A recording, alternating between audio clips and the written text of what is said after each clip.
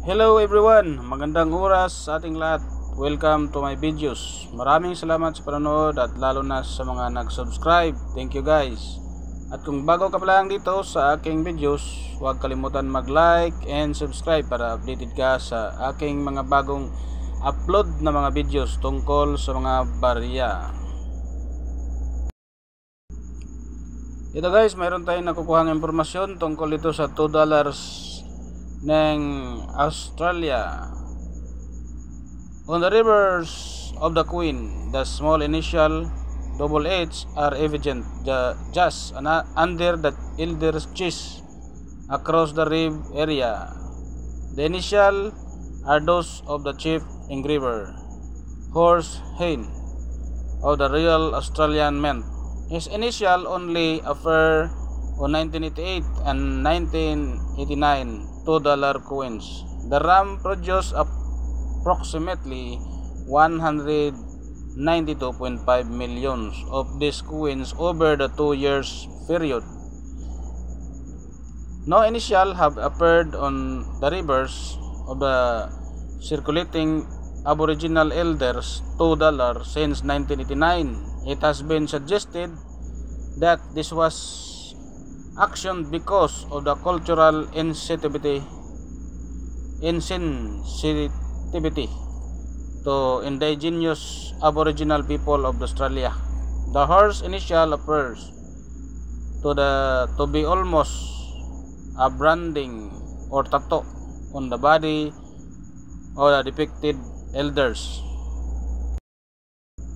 So ang kanyang pictures guys, ang issuer niya ay Australia, Queen Elizabeth II, 1952 hanggang 2022.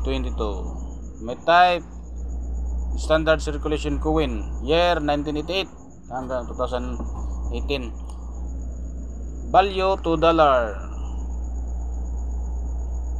2 Australian dollars is equivalent to 72 pesos sa ating pera.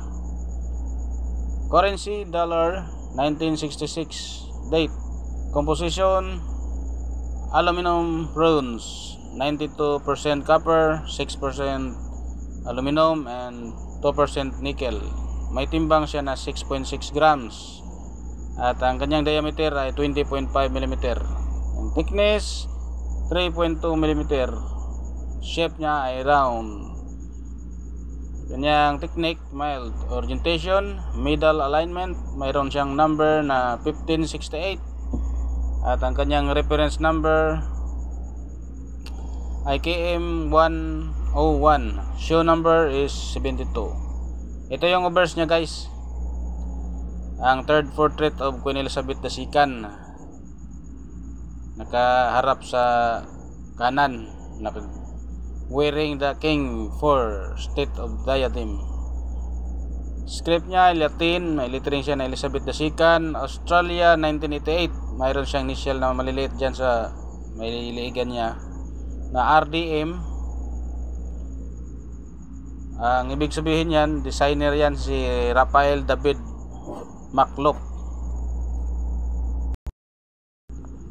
At ito naman yung reverse niya guys. May 1/2 length figure of Aboriginal man of left, Southern Cross above, denomination right, designer's initial below, grass tree to the far right. Script Latin, lettering $2, designer Horse Hayne. Edge niya is smooth with 4 short reeded segments, 5 grooves each. Mint, Royal Australian Mint, Canberra, Australia, 1965 date.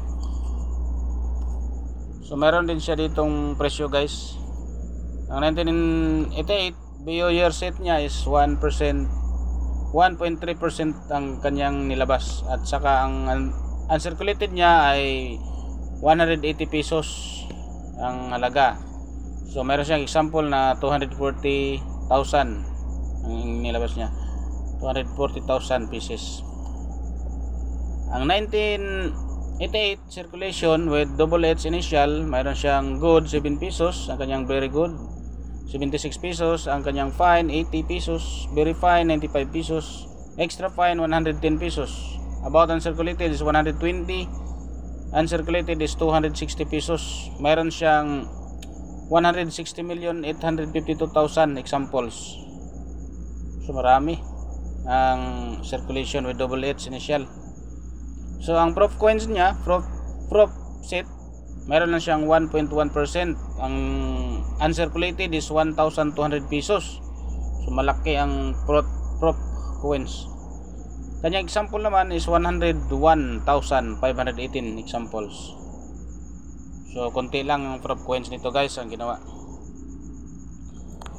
So binibenta rin ito sa AB guys ng 50,105.78 pesos doon sa AB platform selling nila. So yun guys ang mga impormasyon na nakuha natin sa ating source sa Inumista.com at sa AB selling platform.